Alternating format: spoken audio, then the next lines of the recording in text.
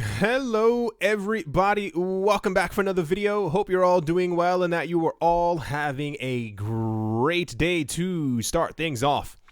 Coinbase has received approval from New York regulators to form a qualified custodial firm for cryptocurrencies.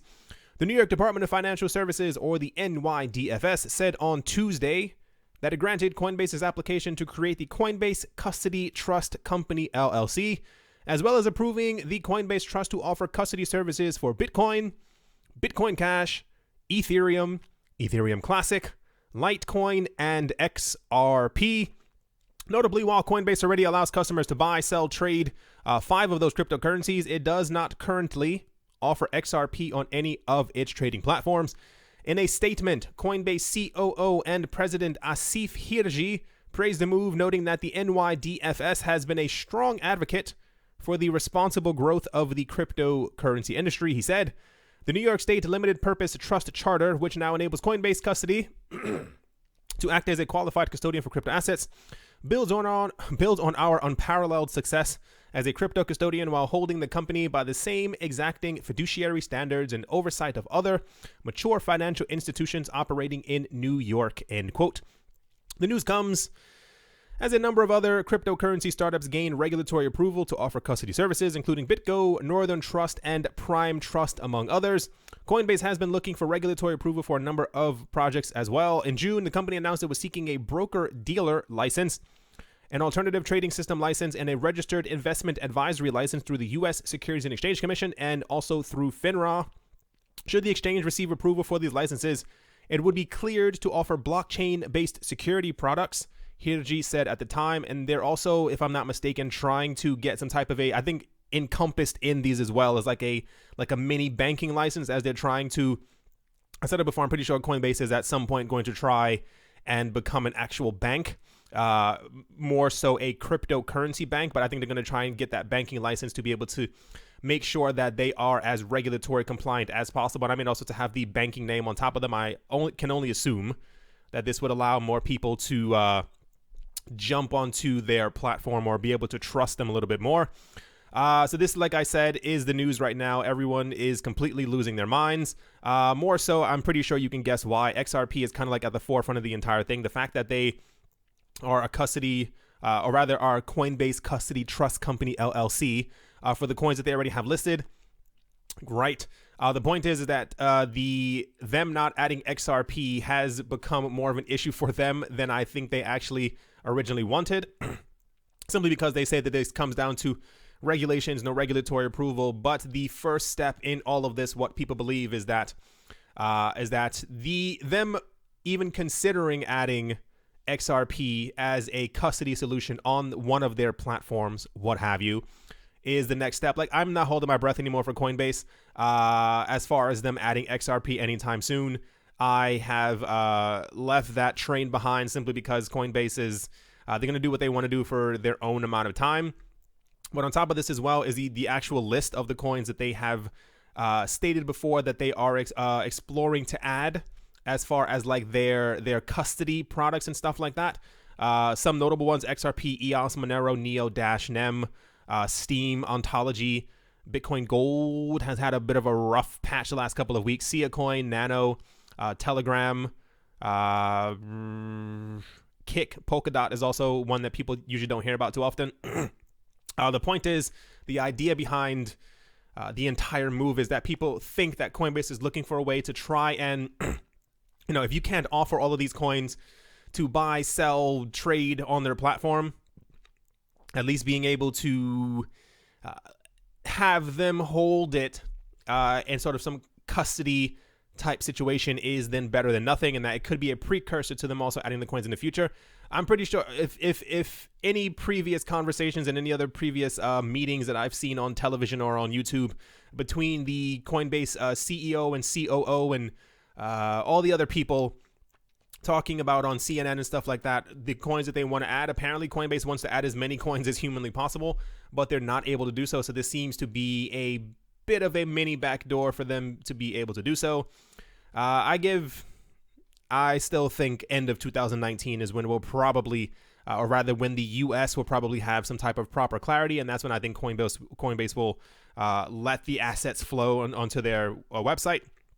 As of now, like I said, people are very hyped about this. And I mean, it's okay. You know, it kind of is what it is. Let's move on.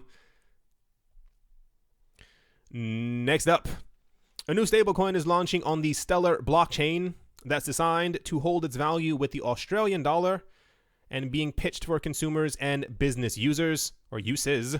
Announced Tuesday at the Money 2020 conference in Las Vegas, Novati Group, an Australian online payment processor, will issue the Novati AUD utility token beginning on the 19th of November. The token will be backed on a 1-to-1 basis with the Australian dollar held in a trust.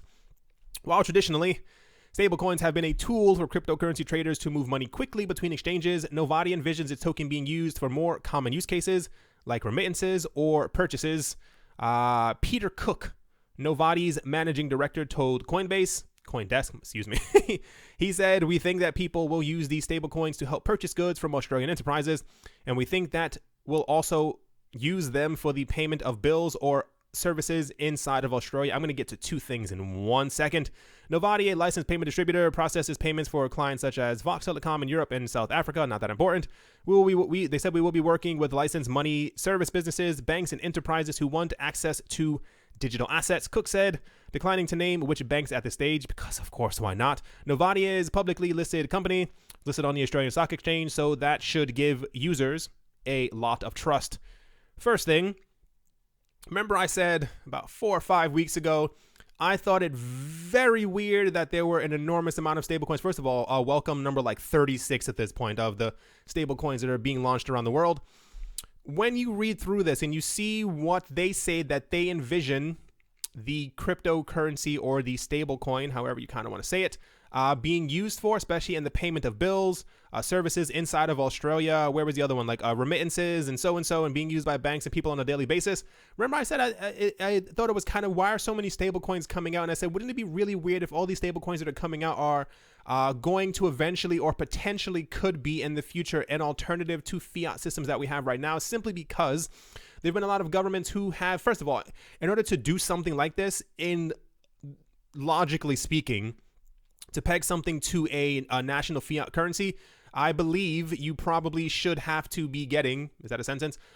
Some type of regulatory approval from the government to be able to peg something to their money. Like we've had things in the past that have tried to launch in the United States that try to the precursors to Bitcoin that happened 10 years before. And when they tried to do something similar to that or be some type of like an e-cash, PayPal also did the exact same thing. The entire original purpose of PayPal was to be like a money that you could use that you had control of yourself. But when the US found out about this, they forced essentially PayPal to fall under the regulatory scope. The PayPal CEO has said this many times. He says he likes Bitcoin simply because it's what PayPal tried to be in the very beginning, but as they were in a centralized, quote unquote, place, like they had an office, so therefore someone could just walk in and give them a letter or send them something, and therefore you could be shut down this way.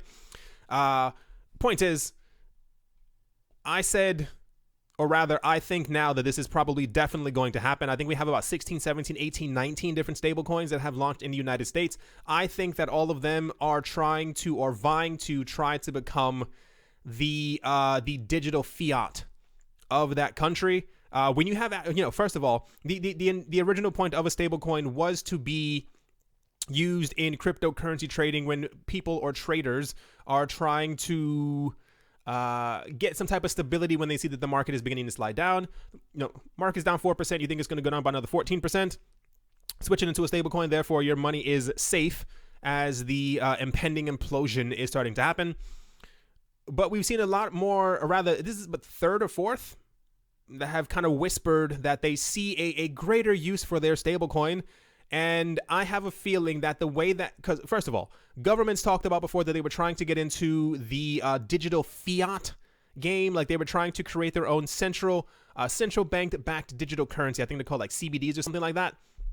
CBDC, something like that. Anyway, I could see these trying to segue or push their way into the system. If you can get enough backing, especially if you get the blessings of a government or some type of governmental agency, especially the people who are printing the money inside of your country, I would not be shocked if in 4 or 5 years we at least have, let's say out of the 30 something that we have right now, I'm still predicting by the end of this year we're going to have around 50 stable coins. Let's say by the end of 2019 I could see us having at least anywhere from 60 to 100. Like I could see a huge avalanche of these trying to come out as everyone's trying to, get their slice of the pie. By the end of 2019 I can see, let's say the first day of 2020, I could see 5 stablecoin projects either in talks with governments, or we'll have news that they are going to be an alternative that can be used at certain stores to be able to pay for things, i.e. this coin right here. If they play their cards right, I can only assume that there will be some type of option to be able to pay your bills, like your electricity bill, and maybe like your gas bill, and then maybe something else. And then like we'll have like about 10, 15 stores, because there's always 10 to 15 stores that allow payment in as like a little test run. I'm not gonna bet any money on it, but I would bet my nothing. I'm not going to bet anything on that. I assume that this is probably going to happen. On the second note, when I made the video the other day about the Stellar World Blockchain Wire or something like that, people were asking, rather they were stating in the comment section, they said, because the news is that when using XRapid, you have to use XRP, but when using the Blockchain World Wire, I think that's what it's called, you can use Stellar or any other cryptocurrency. People were saying, what's stopping banks and institutions from simply using another stablecoin, or rather a stablecoin in general, on top of the thing that's built on top of the Stellar blockchain to be able to transact money if they're trying to get away from some type of volatility or something like that. Everything's lining up. It's still a bit foggy, but I think we're slowly getting to the larger picture in all of this. I can only assume that by December, as everything seems to be converging to that one date, by December 12th, we should have major, I want to say market movements, more so like information as to exactly what's happening. But you kind of get what I'm saying as far as the entire stablecoin thing. There's just far too many of them being launched at the exact same time, and I feel like they're all trying to get away from the entire Tether fiasco, what have you. But I also think that they're all trying to become digital fiat in their own respective countries, which can also, at the end of the day, be something, I don't know. I want to say I like the idea of it, but I would rather not have to deal with them, simply because if these things are built the way that I'm pretty sure that they are, especially like the Gemini token and the Pax token, if people start using these on a daily basis and the company or the government controlling them does not like what people are doing with their money, you can simply just hit a button and freeze everyone's accounts. And that is not possible with Bitcoin, not even possible with XRP, not possible with Litecoin, but it is possible with stablecoins. And if you are then corralled or shoved gently to be able to use these stablecoins on a daily basis, what happens if we have another banking institution crash fiasco thing type happening? And whereas before in 2008, where banks in the United States had guards with like guns standing outside telling people that they couldn't take out their money, what happens when you don't even need all that anymore? You could just kind of hit a button and stop people from having access to their money in the entirety of your country. Yeah, think about that. All right. Next up, HTC is in the news. Taiwanese electronics company HTC has announced the pre-sale of its widely discussed blockchain smartphone known as Exodus 1. The product's official Twitter announced on the 23rd of October. The Exodus 1 pre-sale was officially announced today during the Web3 Summit, taking place October 22nd, 24th in Berlin. According to the HTC Exodus website, early access to the phone can currently only be purchased via Bitcoin and Ethereum. That's kind of cool. And is available to 34 regions, including the US, the UK, and Hong Kong. I'm shocked that the US is actually in that. At press time, pre-orders for the Exodus 1 are listed at around $960 or 0.15 Bitcoin or 4.78 Ethereum, with shipping date stated as the December 2018. Remember I said before, first of all, before I get into it, I think the idea of this is very cool. I like the idea of having a cold wallet storage, potentially running a node on my mobile device and being able to do so and so. I like the idea of running nodes or having these other things as being able to help further decentralize the cryptocurrency networks. That's one thing. Second thing I said was I thought about getting this phone if it was reasonably priced. I'm not myself personally going to get a phone that is priced near an iPhone just for the luxury of being able to have my Bitcoin, Ethereum, and I think other crypto assets to be on inside of my phone. To be realistic, in my, like I said, my opinion, I would rather buy a $350 phone and simply download an encrypted wallet from the App Store. Hopefully later renditions, modes of this phone end up becoming cheaper. Maybe it's more expensive because of hype. Who knows exactly what they're trying to do. But we finally have a date for when this is going to happen. And we also have a price.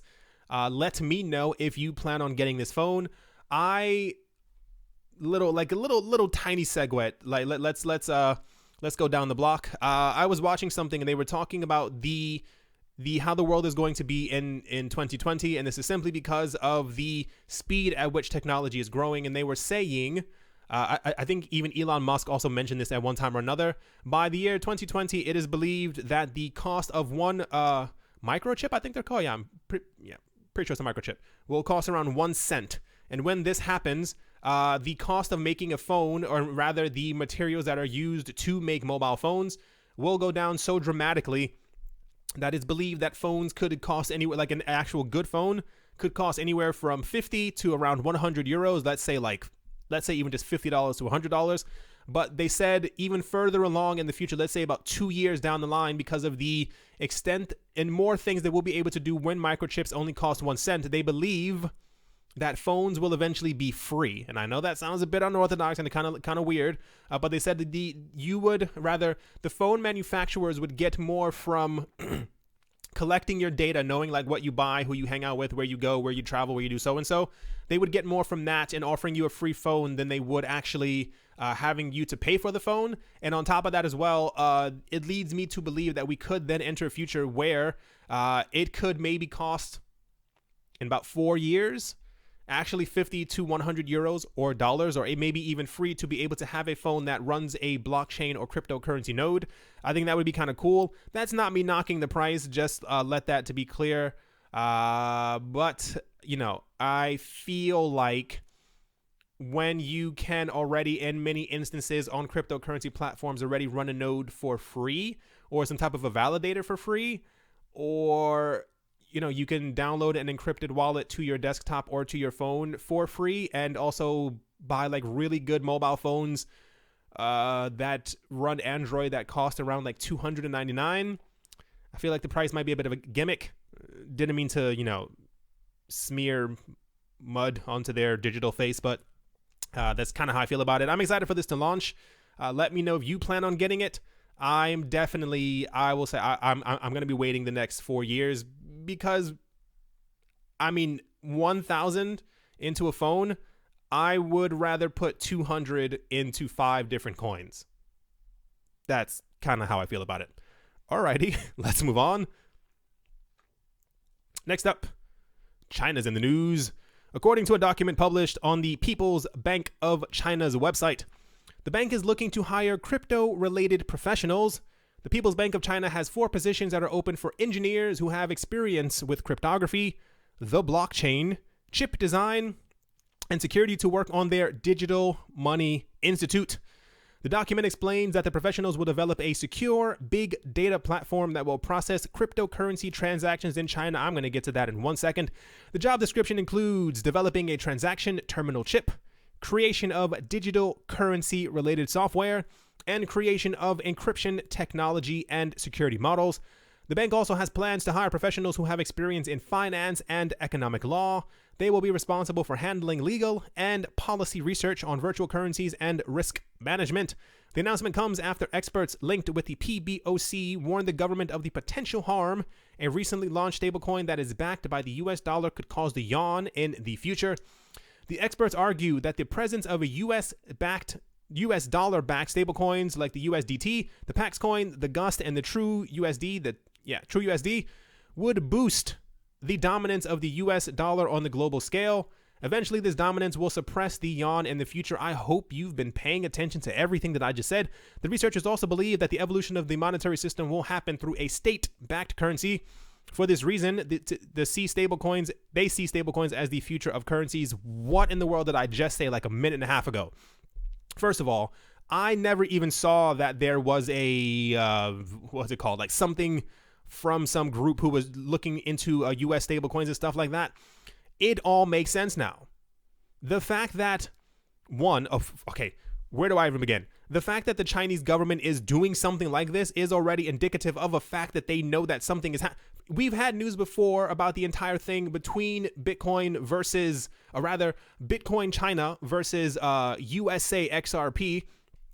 A lot of people seem to think that what's happening right now isn't about money. Like, you have to realize when you have major institutions, not even countries at this point, when you have major institutions like Fidelity and so and blah, blah, blah, and the New York Stock Exchange talking about getting into cryptocurrencies, this has been happening for about 4 or 5 years. Like, there's a lot that's been built into this entire system. Like, they've been doing their research on all of this. At some point, these organizations, the people from the White House, whether it was with the current administration or the one that was before, they sat down with people in the White House and also in the New York Stock Exchange and Fidelity, and they spoke about all of this. And I'm pretty sure a lot of the stable coins, in my opinion, that we have right now have been tested at least for the last 2 years to make sure that they actually are stable. And this is why there was such a huge, it didn't seem that important to us. Remember the people from PAX and also the Gemini US dollar were like celebrating when they got regulatory approval, which they didn't put in paperwork for that, a week and a half before. And they're like,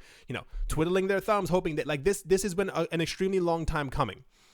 The fact that people are warned about the harm that even just stable coins that are backed by the US dollar could harm the Chinese currency in the future tells me that these coins are probably going to be used on a daily basis around the world, rather in their respective countries.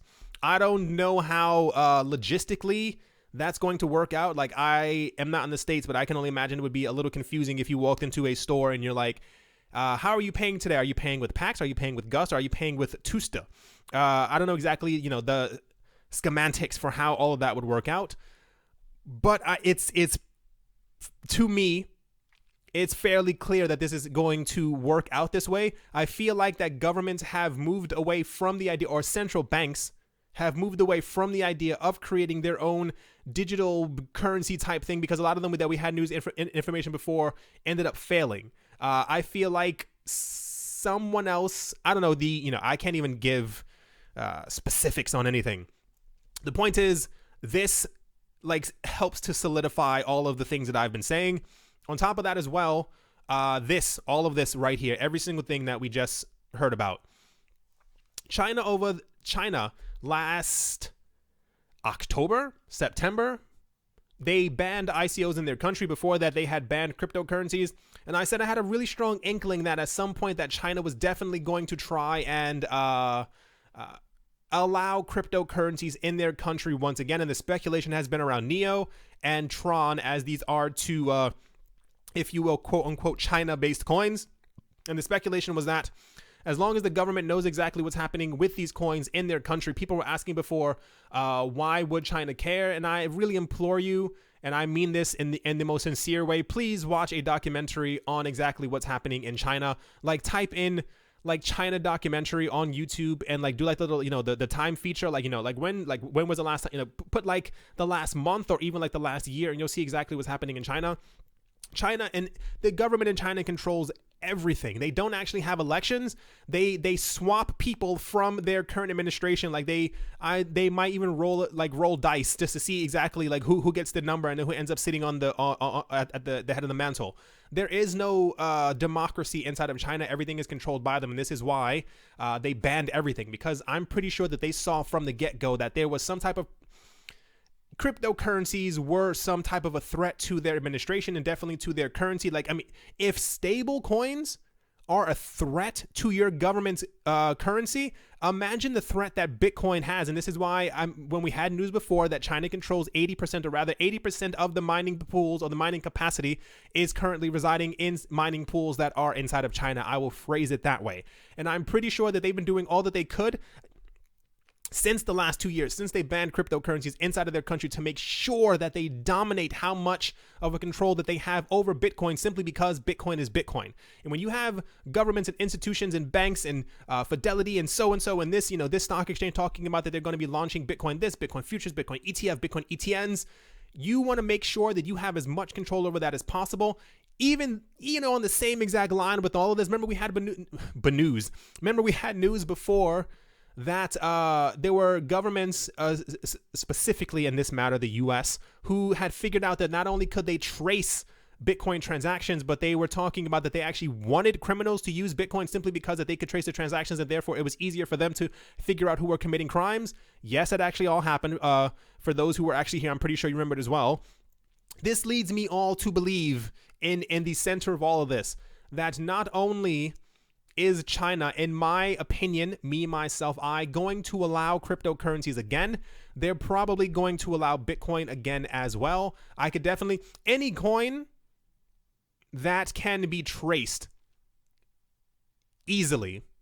A lot of them are like Litecoin is talking about putting on privacy features and stuff like that. I thought it was a little odd that any talk that we've had over the last 3 years of Bitcoin having some type of a privacy feature being put on top of it has either been scrapped or we really don't hear about them anymore. So I doubt that at any future point, I could see a future where Bitcoin has private transactions on top of it, but it'll be something like, I think it's Zcash, where you can like have transparent transactions and like clouded transactions. So like things where you can see and you can't see exactly what's happening. I could see that happening on a Bitcoin side chain, where simply because if you want to use Bitcoin privately, you can definitely do so, but in order for it to be accepted by governments or any store that you're trying to buy something in, you probably have to have be using the chain or using the version or trying to pay with it when you don't have your transactions non-transparent. I know it all seems like a lot. Did not mean to go off on a tangent, but you understand that it all makes sense. Like everything is slowly converging together. I don't see a future at all. People were talking about why doesn't the US create enough mining capacity or something like that to be able to take over the 80% that China's had control over Bitcoin for a very long time, and it wasn't a matter of discussion until China actually banned Bitcoin. In the very beginning, China has always had part of the issue is that people in other countries did not care about cryptocurrencies. Like in the US and Europe, cryptocurrencies were a complete joke, but in South Korea, Japan, and also in China, they took to cryptocurrencies like knowing how to breathe. Like they absorbed it immediately. And this is why whenever we see like huge moves in the market, it's typically from those countries. The other countries in the world have typically, in my own opinion, have not. When you are from not a wealthy country, like for some reason people in the West just didn't take to crypto like the rest of the world really did. So I don't see, like I was just saying, people were asking, why doesn't the US build their own mega infrastructure to be able to take over Bitcoin from China? That costs a lot of money, and the US may not be willing to put that much money into cryptocurrencies or into an extreme mining situation or something like that, because they probably are still skeptical and or / betting on the potential future of where Bitcoin could end up going. China, in my humble opinion, they are not only incredibly rich, but they know exactly what they're doing. They're not going to give up the control of Bitcoin anytime soon. That is just my opinion. I can only assume that the expansion that they're probably doing without anyone knowing to be able to create even more mining centers and even to support Bitmain and what they're doing is probably so far over our heads we couldn't even begin to imagine that all of this is actually happening. My goodness, I have never, sorry if I was speaking really fast. I know I normally speak very fast, but when I get very like hyped up and really energetic, because everything is slowly starting to make sense. China's never going to give up Bitcoin. I wonder the exact depth that the team from Ripple has been talking. We know that they're already, buddy with the regulators, but to what extent they've been talking with the White House? What exactly is happening in the background? Like how if there's already chatter and murmurs of from financial experts who are talking about that Bitcoin could hit $100,000. Like, what effect would that then have on the Chinese government as far and then like as far as the United States as well when it comes to cryptocurrencies? Like, how do they plan on getting around all of this? I mean, so many questions, so many things unanswered. But the fact that there is a fear from the Chinese government that the devaluation of their currency could happen simply from US dollar backed stablecoins, not even other cryptocurrencies, is insane. And all the news that we constantly get on a daily basis only leads me to believe, me, my personal self, that cryptocurrency is not going anywhere. I don't know exactly how big cryptocurrencies will be. I don't know if we'll ever hit a world where Bitcoin is actually worth $100 million. To me, it's fairly certain, in my opinion, that Bitcoin at some point is definitely going to hit over 100,000. I think that'll be the major tipping point, in that we had the news from that Swiss agency before that Bitcoin needs to hit $250,000 to be able to take over the US dollar. I can see all of this happening. I know the price right now doesn't really seem like it.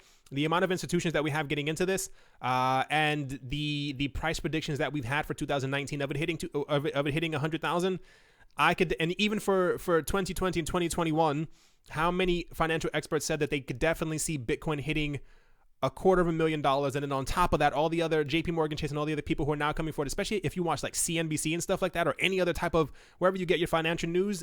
Pay attention to what they've been talking about the last 2 or 3 weeks. If you go look back on them on YouTube, or even turn on your TV and start looking at them, they're all talking about that financial experts are worried about a potential, the next financial crash that should be happening within the next year or the next 2 years, which then all lines up with everything that we were just also talking about as well.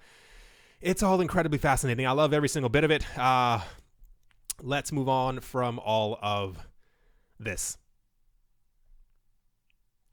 So last up, Wyrex, a digital currency platform, cryptocurrency platform, has recently announced that their prepaid Visa debit cards will soon be launched in the United States. The Wyrex crypto cards will allow US-based customers to top up their cards with USD by using Bitcoin, Ethereum, Litecoin, and XRP. The official announcement by Wyrex was made on Twitter. I'm not going to read through that. You see the photo. It's very pretty. Here's another picture. The development is made possible via Wyrex's partnership with I2C, a payment processing solution developer. The Wyrex card will be accepted at any merchant that accepts Visa or MasterCard, such as various stores, bars, restaurants, and online stores. Also, users will even be allowed to withdraw USD from ATMs. That is also incredibly important there. The Wyrex card present an easier and more convenient way to spend your crypto, and the benefits are plentiful. One, this is not a paid advertisement. I know like the wording of it makes it sound like benefits are plentiful. Not paid advertisement. I just thought it was very cool. Anytime that first of all, I know that the U.S. has a hard time sometimes when it comes to, regulatory approval for being allowed to do something with cryptocurrency. So this is already headline worthy, if you will. The fact that, thank goodness, not only have they added XRP, but they also added Litecoin. I'm so tired of the Bitcoin, Ethereum only narrative. It gets on my nerves like you would not believe.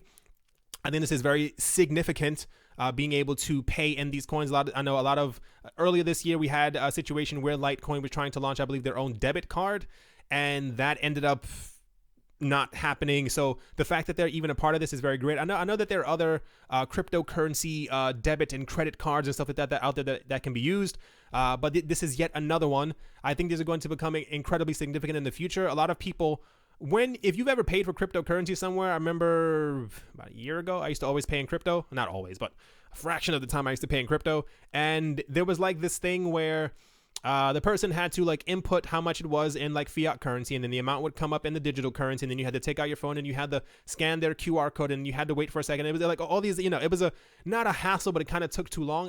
I predict that the future of crypto payments will be through debit and credit cards. Like it's kind of, and these are kind of the easiest ways that we have right now to be able to pay, especially with the chip as well.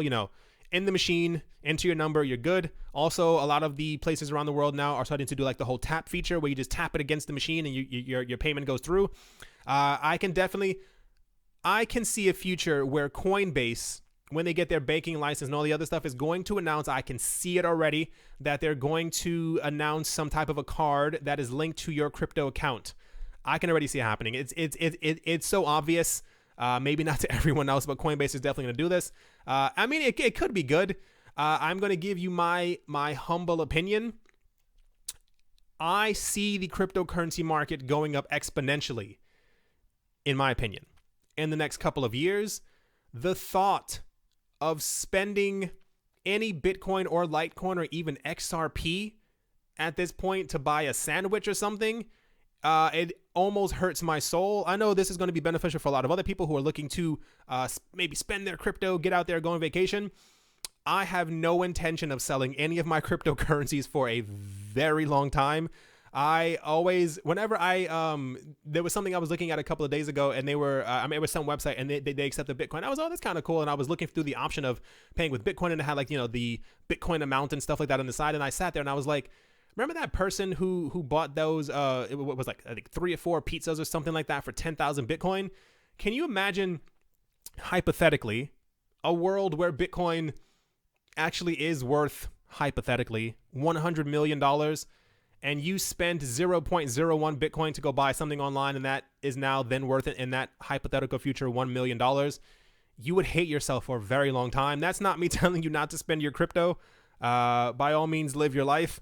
I have numbers in my head where I see the crypto market going, and it's not until that point that I plan on even thinking about cashing out. But even more realistically, the numbers that I have in my head that where I think crypto is going to go, we should then logically be able to pay with everything in cryptocurrency, if that kind of makes a lot of sense. Anyway, this is happening. Very good. Good job on adding the coins. And yeah, last thing is that the market looks like it's trying to go somewhere. It's good to see everything in green. You can see that XRP's price shot up dramatically during the news that Coinbase custody would be listing, or rather that they have received regulatory approval to be able to list XRP in their custody solution. I think the market is, you know, obviously trying to move. I think it's really funny whenever things start, you know, shooting up and stuff like that. Bitcoin is always like, nope, and it starts going back down, and the rest of the market has to kind of follow it. Apparently right now, Bitcoin has to stay above the 6,000 mark. That is the threshold that Bitcoin needs to be above in order for the market to know that the stability of the market and that the something else is healthy, and so and so and so. I mean, it's just another one of those days. Markets are, you know, I guess any day that a coin isn't really going down by 17% or even 5%, it's a relatively good day. I'm not exactly sure why Bitcoin Gold is up. Who exactly knows? Yeah, anyway, hope you all enjoyed. Hope you all are having a great day, morning, afternoon, and or evening, wherever you are, wherever you might be. I hope it's absolutely fantastic. Thank you once again for watching and or listening. I do appreciate all your support more than you could possibly begin to imagine. Thank you once again, and I'll talk to you all soon. See you.